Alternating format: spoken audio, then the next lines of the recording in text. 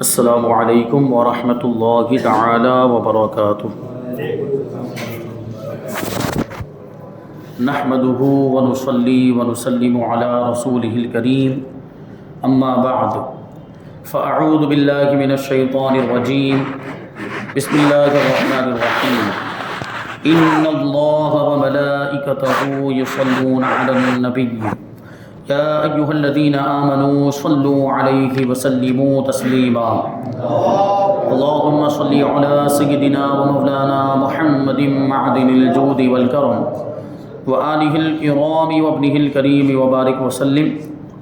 صلاۃ وسلاما علیک یا رسول اللہ صلی اللہ تعالی علیہ وسلم۔ سورہ بقرہ آیت نمبر 196 کی تفسیر جاری ہے۔ اس آیت کریمہ میں حج اور عمرہ کے بہت سارے مسائل بیان کیے گئے اور یہ فرمایا گیا کہ اللہ کے لیے حج اور عمرہ کو مکمل کرو۔ اگر تم حج اور عمرہ سے روک دیے جاؤ تو پھر جو بھی قربانی کا جانور میسر آئے اسے بھیجو حرم میں تاکہ وہاں پر اس کی قربانی کی جائے، اور اس کی بھی تفصیل بیان کی گئی تھی۔ اور اس میں یہ مسئلہ خاص طور پر آیت کریمہ کے اندر ذکر کیا گیا کہ جو محصر ہو جائے، جسے روک دیا جائے، تو جب تک اس کا جانور وہاں حرم میں قربان گاہ تک نہیں پہنچ جاتا اور وہاں قربان نہیں کیا جاتا، وہاں تک اس کے لیے حلق کروانا اور احرام سے باہر ہونا جائز نہیں ہے۔ اور پھر یہ کہ کبھی کسی مجبوری کی وجہ سے رک گئے اور کبھی کسی مجبوری کی وجہ سے وہ عمرہ نہیں کر پائے، تو اس کے بارے میں یہ فرمایا گیا تھا کہ پھر وہ فدیہ دینا ہے، یا پھر یہ کہ قربانی کرنے کے پیسے نہیں ہیں، قربانی کرنے کا جانور نہیں ہے، تو ایسی صورت میں وہ روزوں کا فدیہ دینا ہے یا پھر صدقہ دینا ہے، یا اور بھی دیگر مسائل اس کے تعلق سے بیان کیے گئے تھے کہ یہ فرمایا گیا تھا کہ جب تم میں سے کوئی بیمار ہو یا اس کے سر میں کچھ تکلیف ہو تو روزے یا خیرات یا قربانی کا فدیہ دے۔ ٹھیک، تو یہاں پر یہ جو فرمایا گیا کہ کوئی بیمار ہو تو اس کی حالت احرام میں بال مڈانے کی اجازت نہیں ہے۔ یوں ہی لباس اور خوشبو وغیرہ کے تعلق سے بھی بہت ساری پابندیاں ہیں،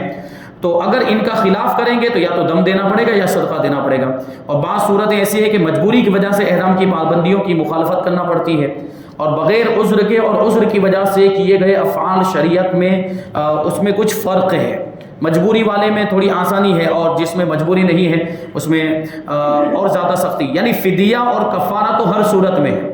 اگر کوئی جرم کرتے ہیں یا کوئی ایسا کام کرتے ہیں جو احرام کی حالت میں کرنا جائز نہیں ہے، منع فرمایا گیا، تو اس کا جو کفارہ بنتا ہے وہ کفارہ تو ہر صورت میں دینا ہی پڑے گا، چاہے مجبوری میں وہ کام کیا ہو یا بغیر کسی مجبوری کے وہ کام کیا ہو، دونوں صورتوں میں کفارہ تو ہے۔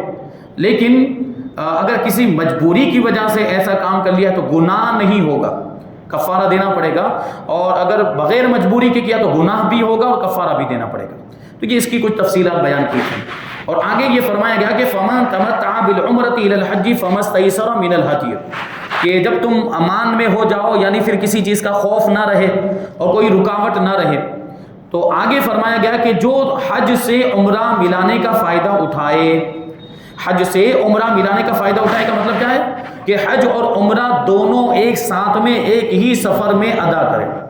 تو اس کی دو صورتیں بنتی ہیں کہ حج کی 3 قسمیں اس سے پہلے والے درس میں بیان کی گئی، ایک تو تمتع، دوسرا ہے قران اور تیسرا ہے افراد۔ تو تمتع اور قران میں حج اور عمرہ دونوں کیے جاتے ہیں۔ تمتع میں یہ ہوتا ہے کہ عمرہ کرنے کے بعد احرام سے باہر ہو جاتے ہیں، پھر حج کے ایام میں حج کا احرام باندھا جاتا ہے، اور قران میں یہ ہوتا ہے کہ حج اور عمرہ دونوں کا ایک ساتھ میں احرام باندھا جاتا ہے، اور عمرہ کرنے کے بعد احرام سے باہر نہیں ہوتے بلکہ حج کے ایام آنے کے بعد اسی احرام سے حج کے ارکان ادا کیے جاتے ہیں، تو اس کو قران کہا جاتا ہے۔ تو یہ دونوں چیزیں اس میں شامل ہیں۔ تو جو حج سے عمرہ ملانے کا فائدہ اٹھائے، جو شخص ایک ہی سفر میں شرائط کا لحاظ کرتے ہوئے حج اور عمرہ کی سعادت حاصل کرے تو اس پر شکرانے کے طور پر قربانی لازم ہے، اور یہ قربانی عید کے دن والی قربانی نہیں ہوتی، جو عید کے دن عید الاضحیٰ اور قربانی کی عید والی قربانی والی جو عید ہوتی ہے اس میں جو قربانی کی جاتی ہے یہ وہ قربانی نہیں، یہ حج والی قربانی جو شکرانے کے طور پر دی جاتی ہے یہ جدا ہے، یہ الگ قربانی ہے۔ اور اگر قربانی کی قدرت نہ ہو تو اسے حکم یہ ہے کہ 10 روزے رکھے۔ یہ تمتع اور قران کے اندر یہ قربانی کی جاتی ہے، اگر کوئی قربانی یہ والی نہ کر سکتا ہو، شکرانے والی جو وہاں پہ کرنی ہے حرم کے اندر، یہ قربانی اگر کرنے کی طاقت نہ ہو تو 10 روزے رکھنا لازم ہے، 10 روزے رکھنے پڑیں گے۔ ان میں سے 3 روزے حج کے دنوں میں یعنی یکم شوال سے 9ویں ذی الحجہ تک احرام باندھنے کے بعد کسی بھی 3 دن میں یہ روزے رکھ لے. 3 روزے، ایک شوال سے لے کر یہ 9 شوال، ایک شوال سے لے کر 9 ذی الحجہ تک یہ روزے رکھے جا سکتے ہیں. شوال یعنی رمضان کے بعد کا مہینہ، تو شوال، ذی قعدہ، ذی الحجہ، یعنی شوال کا پورا مہینہ، ذی قعدہ کا پورا مہینہ اور ذی الحجہ کے 10 دن، یہ حج کے ایام میں شمار ہوتے ہیں. ان کو حج کے مہینے اور حج کے دن کہا جاتا ہے. تو اسی وجہ سے کہہ رہے ہیں کہ ایک شوال سے لے کر 9 ذی الحجہ تک، چونکہ 10، 11، 12، 13 یہ ایام تشریق میں شمار ہوتے ہیں اور ان کا روزہ رکھنا جائز ہی نہیں ہے. ان دنوں میں 10، 11، 12 روزہ رکھنا اور 13 کا بھی روزہ رکھنا جائز نہیں. یہ 4 دن ہوتے ہیں، 10، 11، 12، 13 4 دن یہ، اور ایک عید الفطر کا دن. یعنی پورے سال میں یہ 5 دن ایسے ہیں جن میں روزہ رکھنا مکروہ تحریمی، اور بعض علماء نے اس کو حرام بھی لکھا ہے. 5 دنوں میں روزہ رکھنا حرام ہے. تو 10 ذی الحجہ، 11، 12، 13 اس میں روزہ نہیں رکھ سکتے، تو اس سے پہلے رکھنا ہے. تو وہ جب بھی رکھنا چاہے، ایک شوال سے لے کر 9 ذی الحجہ تک جب تک رکھنا چاہے وہ اس کو رکھ سکتے ہیں. لیکن کیا فرماتے ہیں کہ بہتر یہ ہے، کتابوں کے اندر بہار شریعت وغیرہ میں لکھا ہے کہ بہتر یہ ہے کہ 7، 8 اور 9 ذی الحجہ کو یہ روزے رکھے. جو 3 روزے پہلے رکھنے ہیں وہ 3 روزے 7، 8 یا 9 ذی الحجہ، یہ 3 روزے ہو جائیں گے. اور بہتر ہے کہ اس سے ایک دن پہلے سے شروع کرے، یعنی 6، 7 اور 8 سے شروع کرے. یہ 6 سے شروع کرے اور 8 پہ ختم کر دے تو یہ 3 روزے ہو جائیں گے. کیوں ایسا کیوں فرماتے؟ کیونکہ 9ویں ذی الحجہ کو عرفات جانا ہوتا ہے. حاجی عرفات جائے گا اور عرفات جانے آنے میں، وہاں وقوف کرنے میں بڑی محنت اور مشقت ہوتی ہے، اور وہ دن کے وقت میں وہ وقوف ہوتا ہے، زوال کے بعد سے لے کر غروب آفتاب تک یہ وقوف عرفات ہوتا ہے. تو وہاں گرمی ہے اور دھوپ ہے اور دوسری چیزیں، تو اس کی وجہ سے اگر 9ویں ذی الحجہ کو روزہ رکھا ہوگا تو بڑی تکلیف کا سامنا کرنا پڑے گا. محنت مشقت کی وجہ سے وہ اس کو دشواری پیش آئی. اس لیے علماء فرماتے ہیں کہ 6 سے ہی شروع کر دے. 6، 7 اور 8 یہ 3 دن وہ روزہ رکھ لے تو یہ آسانی کے ساتھ اس کے روزے مکمل ہو جائیں گے. پھر وہ حج کے ارکان اپنے شروع کرے. تو لیکن یہ تو اس کے لیے جو قربانی نہ کر سکتا، لیکن عام طور پر جو لوگ جاتے ہیں تو الحمدللہ اتنا سرمایہ تو ہوتا ہے کہ وہ قربانی کر سکیں، اور اتنی تیاری کر کے ہی جاتے ہیں، اور پہلے سے بکنگ ہو چکی ہوتی ہے یہیں سے. اب تو ایسا سلسلہ چلا ہے کہ پہلے ہی سے بھائی ہماری قربانی کروانی ہے، یہ آپ لکھیے، تو وہ اس کے باقاعدہ کانٹریکٹر ہوتے ہیں، ان سے رابطہ کر لیا جاتا ہے. اور ایسے ہمارے سنی علماء، ان سے آپ اگر اللہ توفیق عطا فرمائے حج کی تو ان سے رابطہ کریں، سنی علماء سے رابطہ کریں، اور وہ اپنی نگرانی میں صحیح طور پر قربانی کرواتے ہیں. سنی علماء تو ظاہر سی بات ہے وہ ہر بات کا لحاظ کرتے ہیں کہ ذبح کرنے والا کون ہے، جانور صحیح ہے کہ نہیں ہے. اور پھر ایسا تو نہیں کہ بس صرف فون کر دیا گیا کہ آپ کی قربانی ہو گئی اور وہاں کچھ پتہ ہی نہیں ہے، جانور کا کچھ ٹھکانہ نہیں. کیونکہ کبھی ایسا بھی ہوتا ہے کہ وہ جیسے عام طور پر وہاں پہ پاکستانی، بنگلہ دیشی وغیرہ آپ کے پاس آئیں گے، رابطہ کریں گے، قربانی قربانی قربانی آپ لکھوا دیں، لیکن ان پر آپ بھروسہ نہیں کر سکتے کہ انہوں نے آپ کی طرف سے قربانی کی بھی کہ نہیں کی. تو ہمارے علماء جو سالوں سے جاتے ہیں اور وہاں پر ان کے رابطے ہو چکے ہیں اور وہ قربانی کرتے ہیں، قربانی کا اہتمام کرتے ہیں اور شریعت کے مطابق جیسے ہونی چاہیے ویسی قربانی کرتے ہیں، تو ان سے آپ رابطہ کریں اور ان کے ذریعے سے قربانی کروائیں تو صحیح طور پر آپ کی قربانی ہو پائے گی، ورنہ یہ قربانی آپ کی رہ جائے گی. اور پھر مسئلہ یہ کہ جب تک یہ قربانی نہیں ہوتی وہاں تک آپ حلق نہیں کروا سکتے، جب تک یہ قربانی نہیں ہوتی وہاں تک آپ سر نہیں مڑا سکتے، احرام سے باہر نہیں ہوں گے. تو یہ قربانی کے مسائل بھی، وہ والی قربانی جو حج کے ایام میں ہوتی ہے وہ بھی جاننا ضروری ہے اور وہ صحیح طریقے پر ہونی چاہیے. بسا اوقات ایسا ہوتا ہے کہ جانور غائب ہو جاتے ہیں، جانور چوری ہو جاتے ہیں، جانور کوئی لوٹ کر لے جاتا ہے، یہ بھی مسائل پیش آتے ہیں. تو آپ کا جانور اگر چلا گیا تو آپ کی قربانی رہ جائے گی، کسی نے چرا لیا بیچ میں راستے میں سے. تو یہ مسائل وہاں پر حرم میں بھی لوگ ایسا کرتے ہیں اور اسی مقدس جگہ پر بھی ایسا کرتے ہیں. تو دیکھیے جس کے اندر لالچ آ جاتی ہے تو پھر وہ کسی مقدس مقام کا بھی لحاظ نہیں کرتا، اور پھر وہ نہیں، کیونکہ ظاہر سی بات ہے جب وہ اللہ کی نافرمانی کر رہا ہے اور جب اس کو اللہ کا خیال نہیں آ رہا، کیونکہ اللہ تو ہر جگہ دیکھ رہا ہے، تو پھر وہ اس مقام کی بھی کیا عزت کرے گا. ورنہ تو اگر اس کو اتنا لحاظ ہوتا تو پھر دوسری جگہ بھی وہ گناہ سے بچتا، کیونکہ اللہ تو ہر جگہ، چاہے تنہائی میں گناہ کرے یا باہر مجلس میں لوگوں کے سامنے گناہ کرے، ہر جگہ ہمیں اللہ دیکھ رہا ہے. تو اللہ سے اگر اس کو حیا ہوتی تو وہ گناہ کرتا ہی نہیں. بہرحال وہاں بھی کچھ لوگ ایسا کرتے ہیں. تو صحیح طریقے سے، اور یہ ذبح کرنے والے بھی ہمارے سنی مسلمان ہو، کیونکہ اگر کوئی وہابی یا کوئی نجدی عقیدے کا کافر اگر وہ ذبح کرے گا تو وہ بھی قربانی نہیں مانی جائے گی، وہ جانور حلال ہی نہیں ہوتا اگر کوئی کافر، کیونکہ ذبح کرنے والے کا مسلمان ہونا ضروری ہے. تو یہ بات بھی ذہن میں رکھیں. یہ والی جو قربانی، تو قربانی اگر کر سکتے ہو تو قربانی ہی کرنا ہے. اور عام طور پر قربانی کی طاقت ہوتی ہے، یہاں سے جو عام طور پر جاتے ہیں تو وہ اتنا سرمایہ لے کر جاتے ہیں اور اپنی پوری تیاری کر کے جاتے ہیں کہ وہ قربانی بھی کر لیں، تو عام طور پر تو قربانی کر ہی لیتے، روزے رکھنے کی نوبت آتی ہی نہیں۔ لیکن مان لو کہ قربانی نہیں کر سکے تو پھر یہ روزے رکھنے پڑیں گے، 10 روزے، ان میں سے 3 روزے پہلے رکھنے اور باقی کے 7 روزے کب رکھنے اس کے بارے میں بتاتے ہیں۔ تو یہ 3 روزے اکٹھے رکھے یا جدا جدا رکھے، دونوں طرح سے اس کو اختیار ہے، کیونکہ شوال سے لے کر 9 ذی الحجہ تک کا ٹائم ہے، ایک روزہ شوال میں رکھ لیا، ایک ذی القعدہ میں رکھ لیا اور ایک ذی الحجہ کے شروع میں رکھ لیا، تو یہ 3 روزے الگ الگ رکھے گا تب بھی ہو جائیں گے، لیکن ایک ساتھ میں رکھے تو ایک ساتھ میں رکھنا چاہے تو اس کا بھی اختیار ہے اس کو۔ اور 7 روزے جو ہے وہ 13 ذی الحجہ کے بعد رکھیں، کیونکہ 10 11 12 13 کو روزہ نہیں رکھ سکتے، تو 13 ذی الحجہ کے بعد باقی کے 7 روزے اس کو رکھنے پڑیں گے۔ مکہ مکرمہ میں بھی رکھ سکتے ہیں، لیکن افضل یہ ہے کہ گھر واپس لوٹ کر گھر آنے کے بعد رکھے۔ تو یہ کل کتنے روزے ہو گئے؟ 3 اور 7 10 روزے ہو گئے۔ حاضر المسجد الحرام، یہ قربانی جو ہے یہ مکہ کے رہنے والوں، یہ ان لوگوں کے لیے ہے کہ جن کے گھر والے مکہ میں نہ رہتے، ٹھیک ہے۔ حج تمتع یا حج قران کا جائز ہونا صرف آفاقی یعنی میقات سے باہر والوں کے لیے ہے۔ یہ حج تمتع جس کا طریقہ میں نے بتایا اور حج قران اس کا بھی طریقہ بتایا، یہ میقات سے باہر والے ہی کر سکتے ہیں۔ میقات وہ 4 میقات مقرر ہیں، جیسے ہماری جو میقات ہندوستان پاکستان بر صغیر والے جب جاتے ہیں تو کوہ یلملم نام کا ایک پہاڑ ہے، یہ پہاڑ ہمارے لیے میقات ہے، اس سے وہاں سے آپ جو ہے کہ بغیر احرام کے گزر نہیں سکتے، اس سے پہلے احرام باندھنا ضروری ہے، احرام کی نیت کرنا بھی ضروری ہے، تو وہ ہمارے لیے میقات۔ اور وہ عام طور پر جب ہم یہاں، تو پہلے تو کیا ہوتا تھا کہ وہ پانی کے جہاز سے سفر کرتے تھے تو وہ پہاڑ نظر بھی آتا تھا،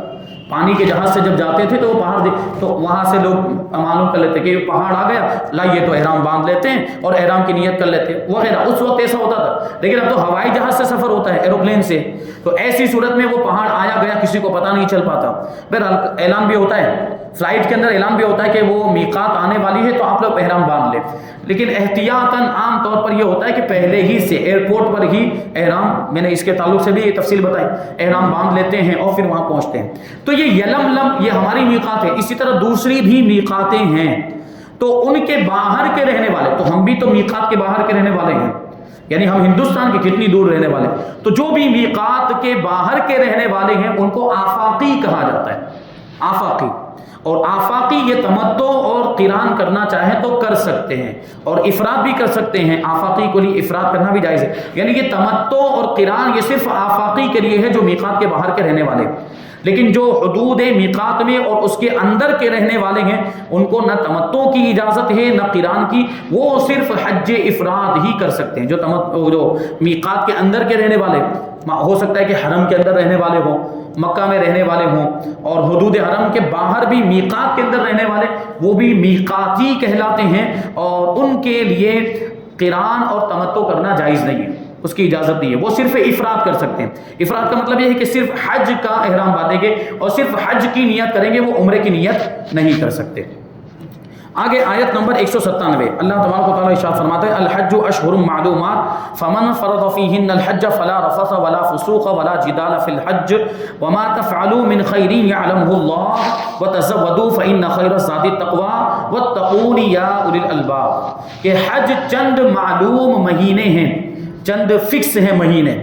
تو جو ان میں حج کی نیت کر لے، یعنی ان مہینوں میں ان دنوں میں حج کی نیت کر لے، تو حج میں نہ عورتوں کے سامنے صحبت کا تذکرہ ہو اور نہ کوئی گناہ ہو اور نہ کسی سے جھگڑا ہو، اور تم جو بھلائی کرو اللہ اسے جانتا ہے، اور زاد راہ یعنی راستے میں جو ضرورت کا سامان ہے وہ لے کر چلنا، یہ ساتھ لے لو،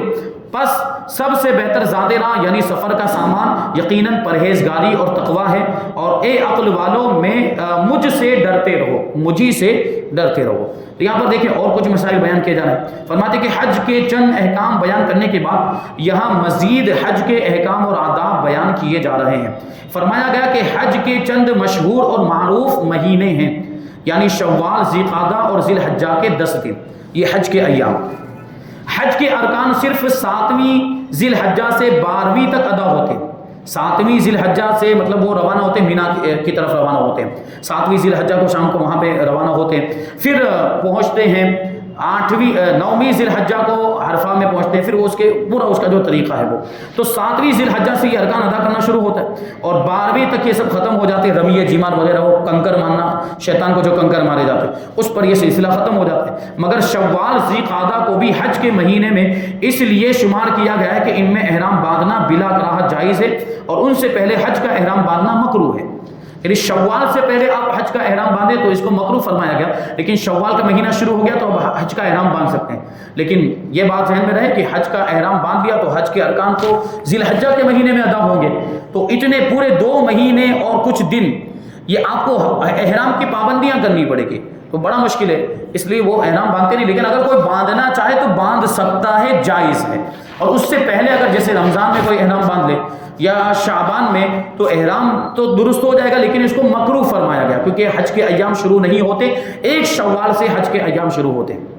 آگے فرمایا کہ فمن فرض فیہن الحج، تو جو ان دنوں میں حج کو لازم کر لے، یعنی جو شخص احرام باندھ کر یا ہدی کا جانور چلا کر حج کو اپنے اوپر لازم کر لے، یعنی ہدی کا جانور جو اس کو قربانی کرنی ہے وہ جانور لے کر روانہ ہو گیا، اس کو بھیج دیا، اس جانور کو پہلے ہو سکتا ہے پہلے بھیج دیا، حرم میں بھیج دیا، یا یہ کہ احرام باندھ لیا تو احرام باندھنے کی وجہ سے اب حج اس پر لازم ہو گیا ہے، تو ایسی صورت میں اب اس کو کیا کرنا چاہیے؟ تو اس پر یہ چیزیں لازم اور ضروری ہیں۔ پہلی چیز رفث سے بچنا۔ رفث سے مراد یہ کہ ہم بستری کرنا یا عورتوں کے سامنے ہم بستری کا ذکر کرنا یا فحش کلام کرنا، بے حیائی کی بات کرنا۔ احرام باندھ لیا اب یہ کچھ بھی نہیں ہو سکتا، نہ ہم بستری ہو سکتی، نہ ہم بستری کا تذکرہ کر سکتے ہیں اور نہ ہی کوئی بے حیائی والی بات کر سکتے ہیں احرام کی حالت میں۔ البتہ نکاح کر سکتا ہے، نکاح کرنے کی اجازت، اور بہت سے لوگ کرتے بھی وہاں جانے کے بعد، حالانکہ وہ عام طور پر ایسا ہوتا ہے کہ وہ احرام سے باہر ہو چکے ہوتے ہیں، اس کے بعد یہ نکاح وغیرہ ہوتا ہے، تو پھر تو احرام کی پابندیاں ویسے ہی ختم ہو چکی ہوتی ہے۔ عام طور پر عمرہ کرنے کے لیے لوگ جاتے ہیں اور عمرے سے فارغ ہونے کے بعد پھر وہاں حرم میں پہنچنے کے بعد لڑکا لڑکی کا ایجاب و قبول وغیرہ ہو کر نکاح یہ اس طرح کیا جاتا ہے، وہاں پر جانے کے بعد برکت کے لیے ایسا کرتے ہیں، تو نکاح کرنے کی اجازت ہے، لیکن احرام کی حالت میں یہ ہم بستری یا اس کا تذکرہ یا فحش کلام بے حیائی کی بات نہیں کر سکتے، اور احرام سے باہر ہو چکے ہیں تو کوئی مسئلہ نہیں ہے۔ اور دوسرے نمبر پر فسوق سے بچنا۔ فسق کا معنی ہے گناہ اور برائی کے کام، یعنی ہر طرح کے گناہ سے بچنا ہے احرام کی حالت میں، اور ہر طرح کی برائی سے بھی احرام کی حالت میں بچنا لازم اور ضروری ہے۔ ابھی آگے اور اس کے تعلق سے کچھ باتیں بتائیں گے۔ تیسرے نمبر پر جدال سے بچنا۔ جدال سے مراد یہ کہ اپنے ہم سفروں سے یا خادموں سے یا غیروں کے ساتھ جھگڑا کرنا۔